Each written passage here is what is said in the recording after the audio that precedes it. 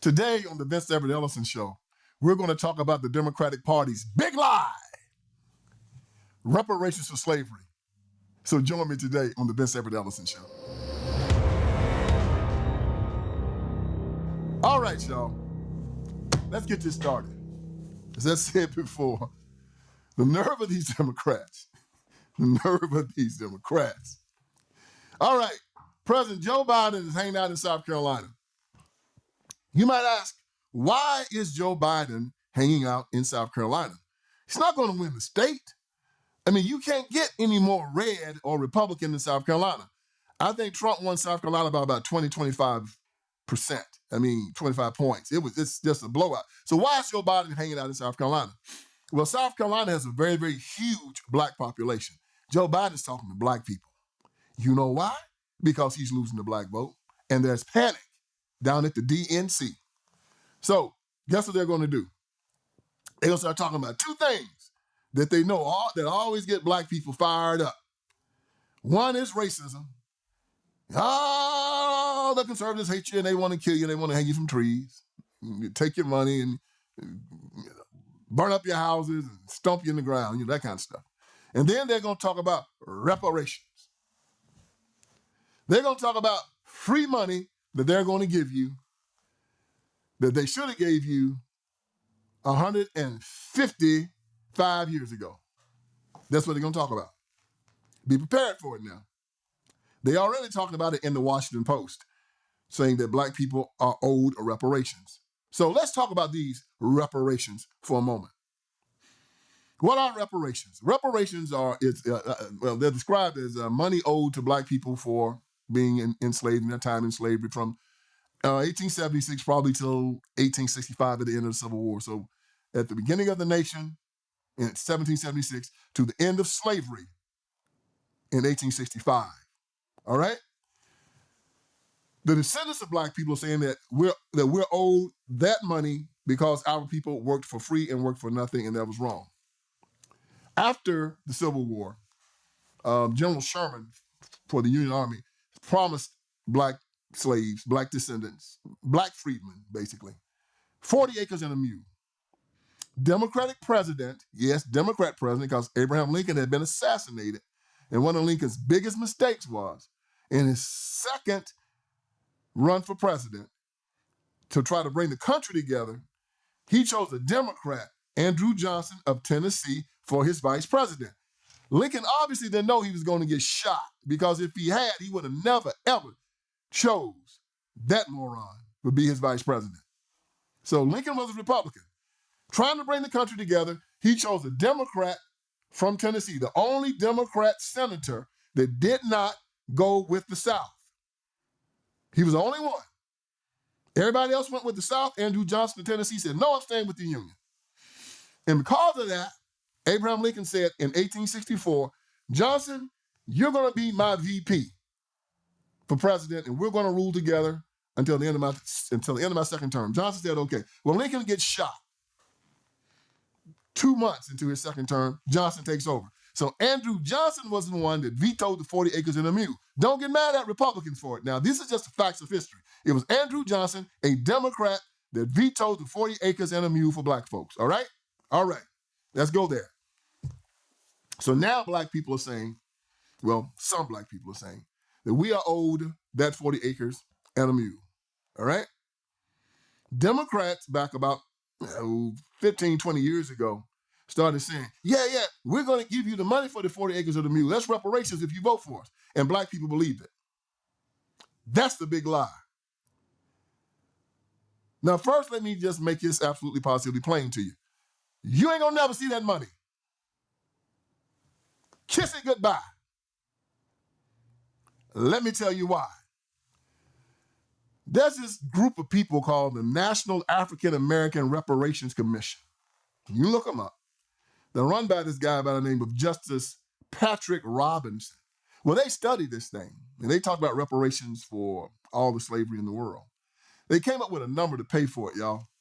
That number was $107.8 trillion.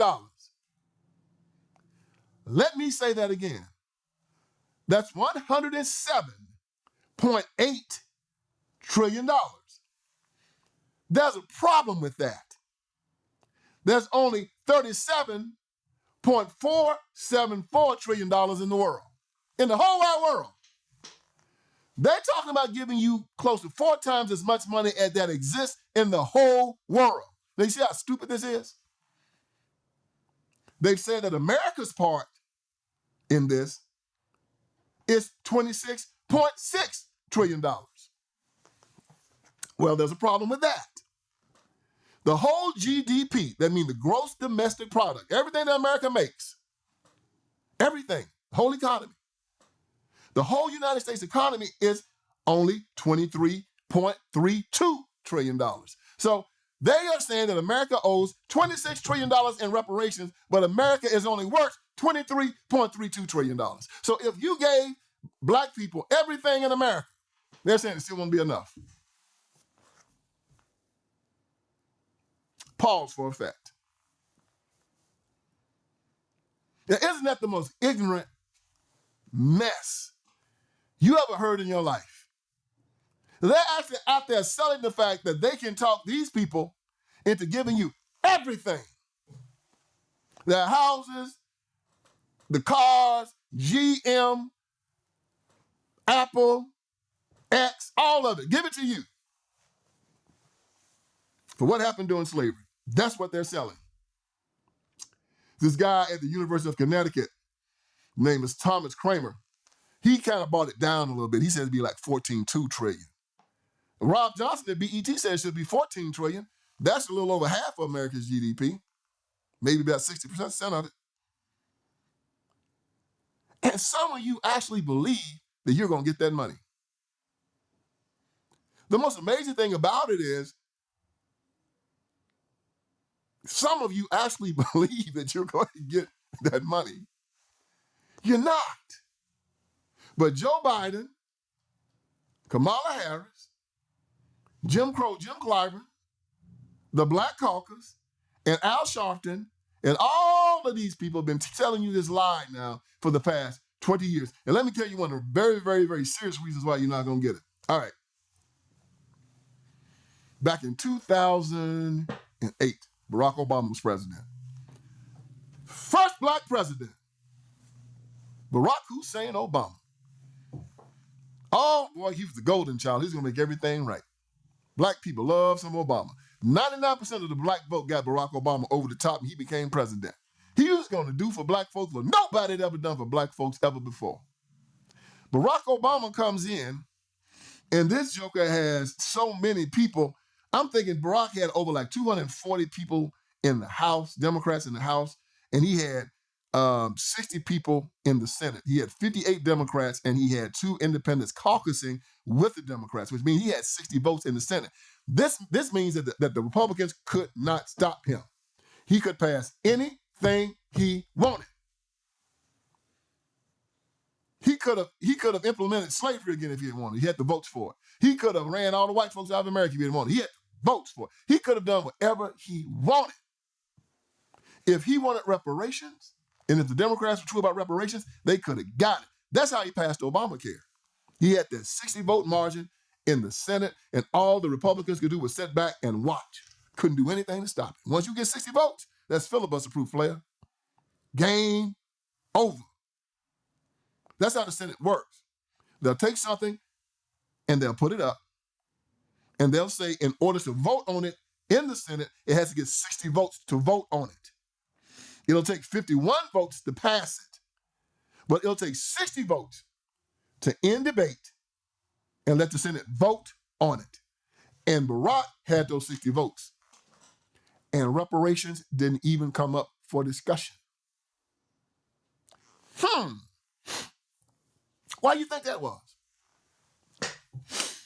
Why do you think that the great Barack Hussein Obama, who had talked about reparations, I ran on it, when it came for the time to vote on it, and this was probably the only time in history the Democrats going to have that much power. Nobody else has had it since. No Republican, no Democrat.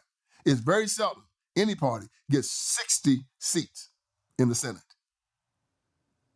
I can't remember the last time anybody had it, actually, before that time. Can't remember it. and it never even came up.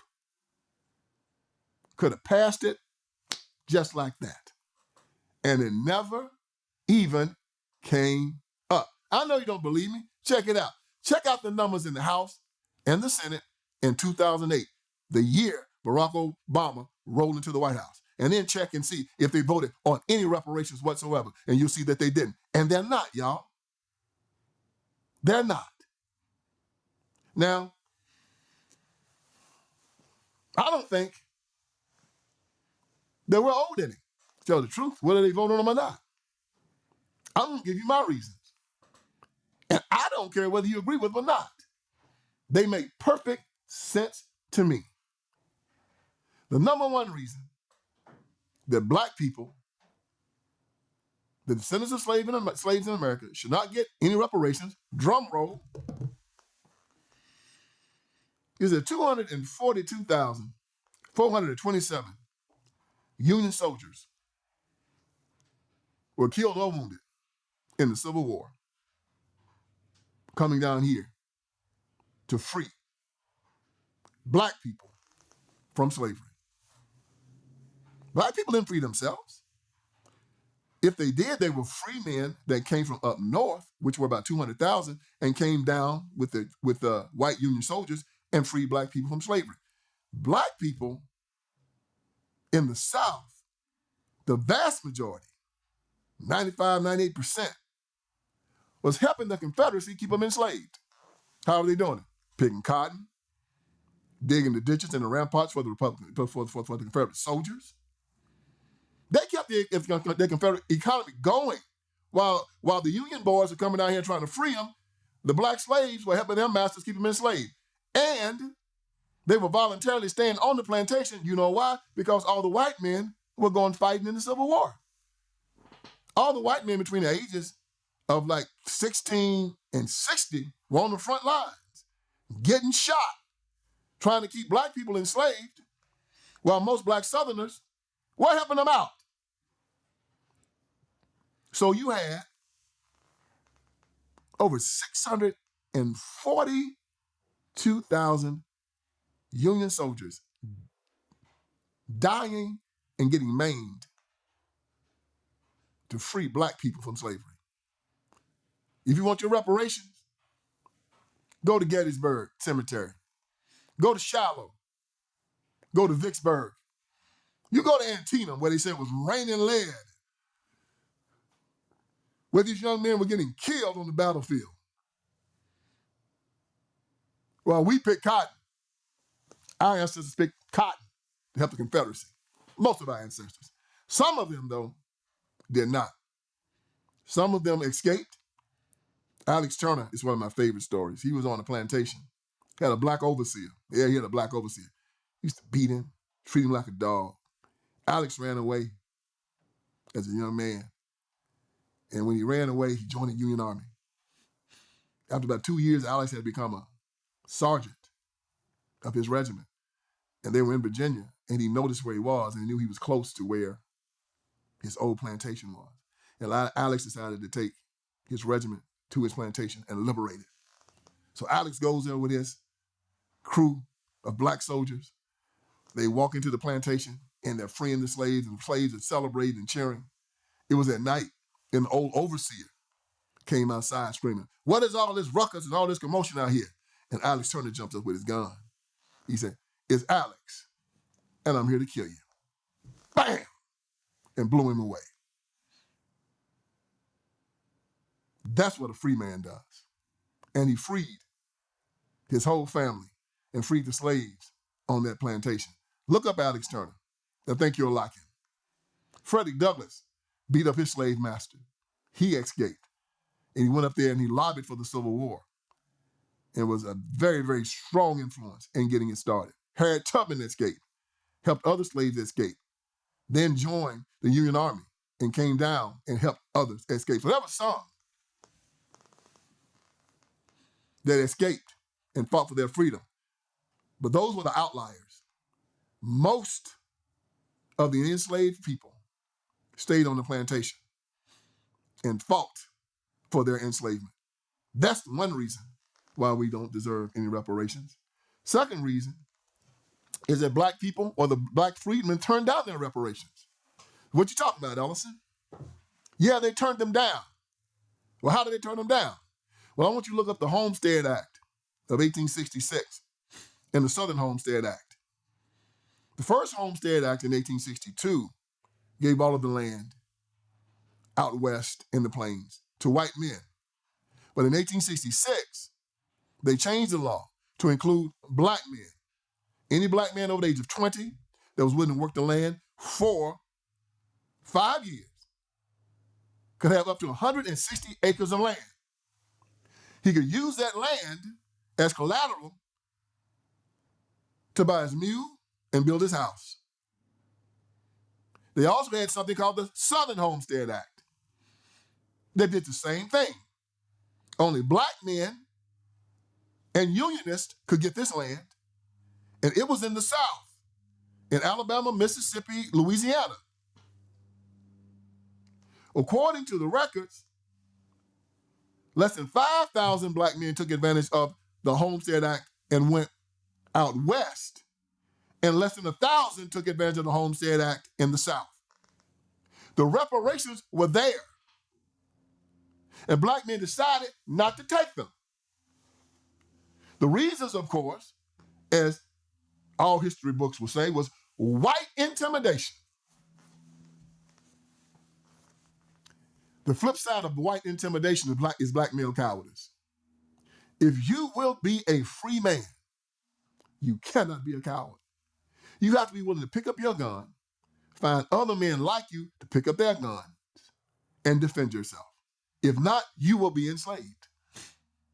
The last verse of our Star Spangled Banner says, "Does that Star Spangled Banner still wave over the land of the free and the home of the brave?" Why does it say that?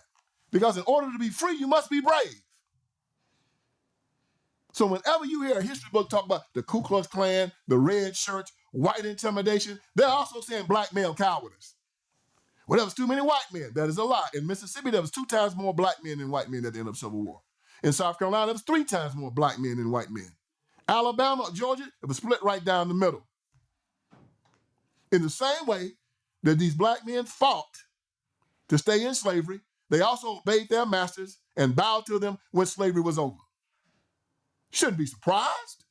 During the Civil Rights Movement, didn't you see it? They threw a stick of dynamite in the church and blew up 4 little girls. And Martin Luther King and those guys was fighting to integrate with these people. Our schools were perfectly fine, educating our children well. Instead, they said our schools were no good. We want to integrate with people that say they hate us. George Wallace, a bunch of white Democrats, George Wallace, Orville Favors, Lester Maddox, all of them. Democrats, all of them. Racist. The Little Rock Nine, how they was beating those children up while they was going to school. And what was our remedy? Let's send them to the school some more. Yes. So you shouldn't be surprised. They're doing it now. The Democrat Party rules every slum, every failing school, every dope house, every hoe house, every messed up police force. Look at where they rule. Wherever you go, Baltimore, Detroit, Chicago, L.A., Memphis, it's a cesspool. Nevertheless, we vote for them. Got to love the master. They haven't changed. They're the same party under new management doing the same thing to black people. And they keep that iron triangle. Most black preachers, most black politicians, and most black civil rights workers working for them to keep the black people under the control of these white liberals in the Democrat Party. It's just a variation on the theme. The house Negro, the white plantation master, the iron triangle, and the white liberal. Same thing. And most black people on the bottom begging for the crumbs that fall from their table. So no, we turned down our reparations. We wanted to stay on the plantation with the master. And now, the slaves who turned down the rest, or the freedmen who turned down the reparations, children are saying that they are owed by the federal government that freed them. Now, you know what? They're not suing the Confederacy. They're not suing the Confederate states that had them enslaved. They're suing the stars and stripes that came down and freed them. The Union Army that broke them from slavery,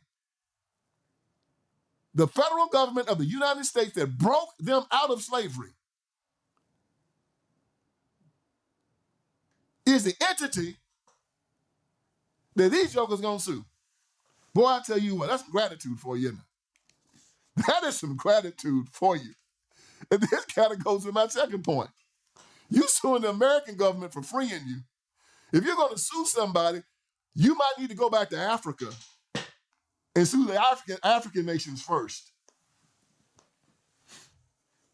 Thomas Sowell in his book said that no white men came into the interior of Africa. The white man was more of a subject to catch malaria than to catch a slave. No, they stayed on the coast. And the Africans caught the Africans and bought them to the whites, to the Europeans, while they waited on the ships. So if you're going to sue America for having slaves, shouldn't you also sue the people that caught the slaves? I mean, they got money in Africa. You see how those African presidents and whatnot be flying around in private jets? The gold, the diamonds. Oh, they got money in Africa. Don't let them fool you. So that's the question. If you want to sue somebody for slavery, you should start over there. Because every last one of those West African nations has something to do with you being over here right now. So if you're going to absolve them for their part in slavery, you got to absolve America for her part in it also. Isn't that rational? Yeah, it's rational. Now, the last and most potent reason is that the Democratic Party, the same party that was a part of slavery from 1800 to 1860, the part of the Confederacy from 1860 to 1865, the part of Jim Crow from 1865 to 1965, the party of abortion, transgenderism, the party that wants to castrate little boys and call them little girls, and cut off the breasts of little girls and call them little boys, and believe in 9-month abortion, and it brings the fentanyl and the sex trafficking across the border, along with 8 million illegals across the border in the last 3 years. Yeah, that party. They are a bunch of perverts, liars, psychopaths, and anti-Christian bigots. But the second part of that, liar, is the one you got to listen to. Baby, they are lying to you. You remember seeing that old picture of a mule, and the old farmer's trying to get him to walk, so he puts the carrot on the stick, puts the carrot in front of him, and the mule just walks and follows the carrot, never catches it. Never catches it. That's what they're doing to you. You will never get any reparations, but they're going to dangle that carrot in front of you, believing that you're stupid enough to follow it, and going to keep on voting for them, believing that one day they're going to give you about $500,000. Yeah, they're going to write you a check. There you go, $500,000. Go ahead and take it. Spend it on what you want to spend it on. Oh, Lord. I think the saddest thing about all that, y'all, is that they believe you're that stupid. You should be mad at them just because they believe you're that stupid. I'm trying to wake you up. I'm trying to let you see that these people make a fool out of you. And all of the Democrats who are with them, the Black Caucus especially, all of them, they're making a fool out of you, man. You're not going to get, nobody's going to write you a check, $500,000 to $1 million for some work that somebody else did 150, 60 years ago. It will never, ever happen. And if Barack Obama didn't do it, the first black president that had 60 votes in the Senate and 240-some votes in the House, it'll never get done. And you know what? And one of the main things about it, and I know y'all ain't gonna like this. Black people don't never like this. And white conservatives and white folks scared to say it. But slavery, just like freedom, is a choice. Galatians 5:1 said, "For freedom Christ set us free. And do not submit yourself to slavery." Do not submit yourself to the yoke of slavery. Do not submit yourself to the yoke of slavery. What does that mean, submit? Submission means that there's a choice involved there.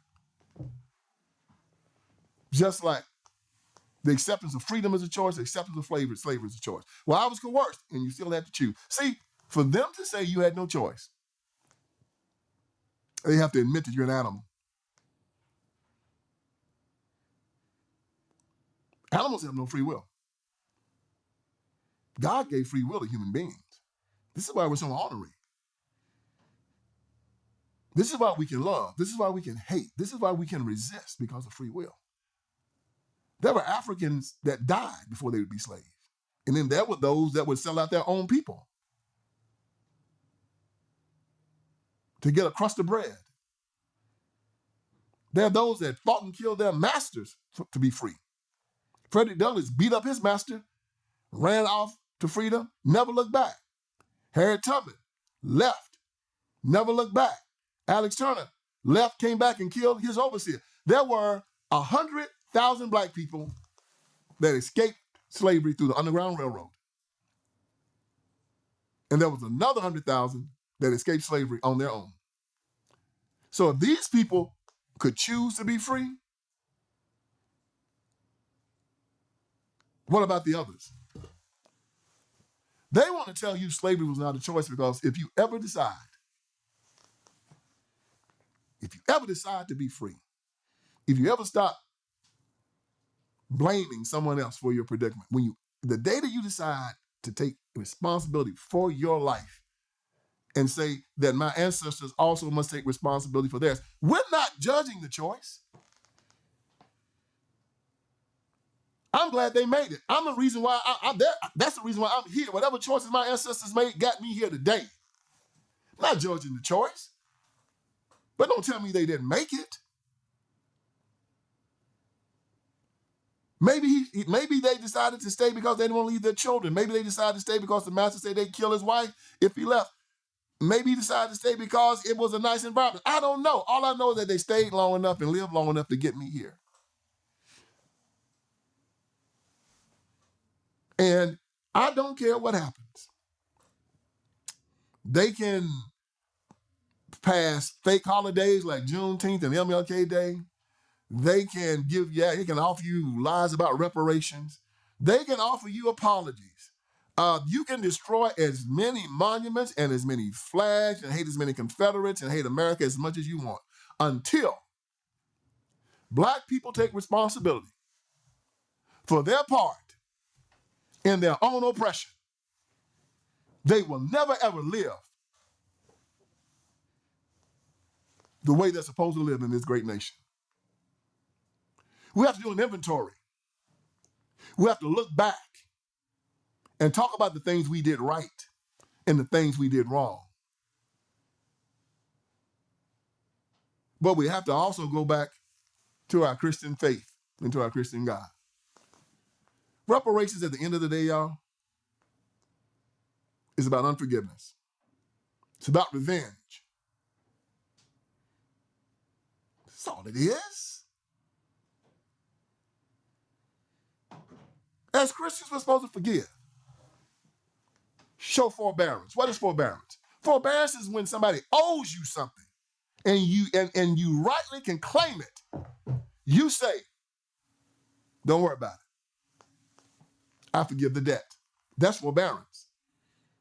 Forgiveness is what it is. It's gone. It's about envy. It's about hatred. You gonna give me what you owe me? You gonna give me what you did to my ancestors? All of this anger. If you ask him his ancestors' name, you won't even know it. You work my ancestors, and you're going to pay me. And those people that believe that don't have anything. And the Democratic Party is making a fool out of you.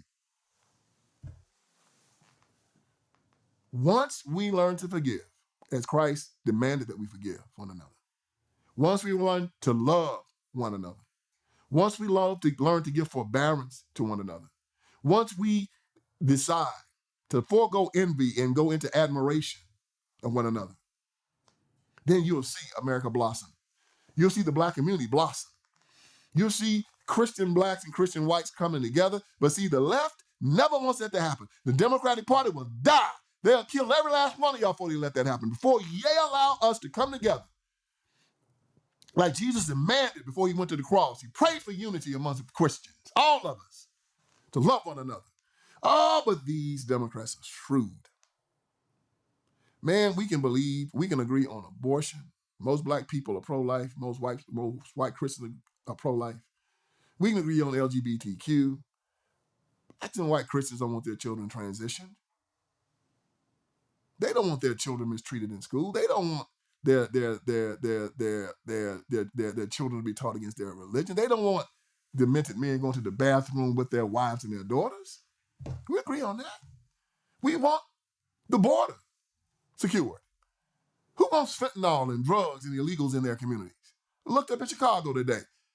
Schools that they have closed, now they're open up for the illegals. Houses they've closed, now they're opening up, giving them to illegals. Money that they couldn't give to people that live there who are dying and homeless, they're now giving to illegals. You know why? Because they're replacing you. Yes, they're replacing you. You are too much of a burden now. You're too much of a problem. They've done it before.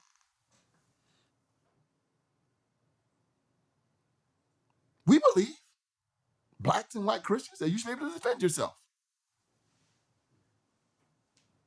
There's only two things that allow himself to be disarmed. A pet and a slave. And I'm neither. To be free, you must be willing to defend yourself. We believe that. We believe you're supposed to work and have a job. We believe that. We believe that we should be able to educate our children the way we see fit. We believe in school choice. We believe that.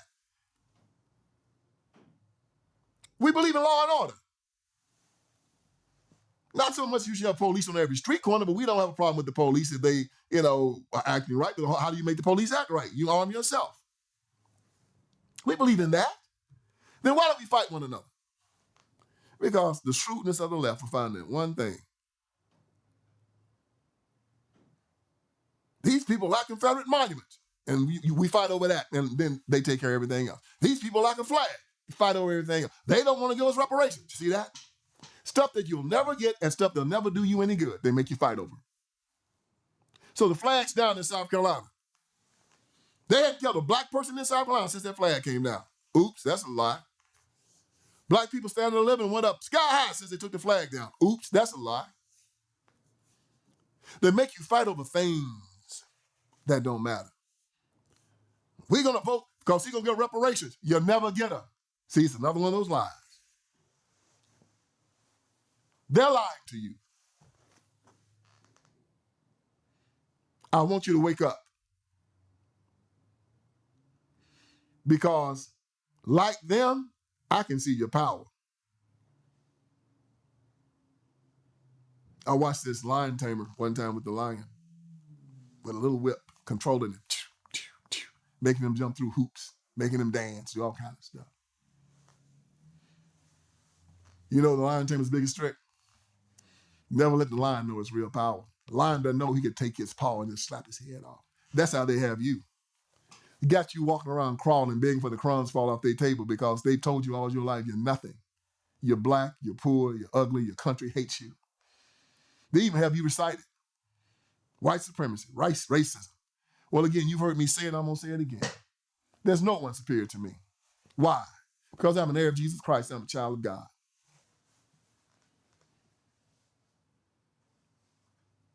You should say the same.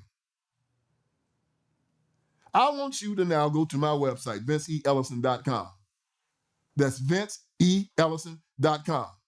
You're going to see a lot of good stuff on there, man. You're going to see my blogs. You're going to see things that I'm selling. One of the things I'm selling here is my great documentary, Will You Go to Hell for Me? It asks the question, can a Christian vote for a demented, evil institution like the Democratic Party and not think that God's going to hold him responsible for it? The Democratic Party, by voting for them, is asking you to go to hell for them. And many people are saying, yes, I will go to hell for you. And that is a shame. But for those that don't want to go to the hell for the Democratic Party, or for those who want to help their friends understand why the Democratic Party is sending them to hell, get this documentary, Will You Go to Hell for Me? You can get it off my website, VinceEllison.com. You can get my book, 25 Lies. It hit #1, one of the greatest books ever written. My other book, Crime Inc., it hit #1, one of the best books ever written. And my other book, the first one that started it all, Iron Triangle. All of my books have hit #1. All of my books are irrefutable. All of my books are being read in colleges and universities by doctors, lawyers, theologians all over the world, and they cannot find a flaw in it. It'll change the way you see race. It'll change the way you see Black history. It'll change the way you see American history. And it'll change the way you see our relationship with God, between your brothers and sisters, your white brothers and sisters in Christ. People, the reparations lie is just what it is, a big lie. But that's nothing new. The Democrats have been lying to you since 1800, and they will continue. But I'm here to wake you up. So join me again next week on the Vince Everett Ellison Show.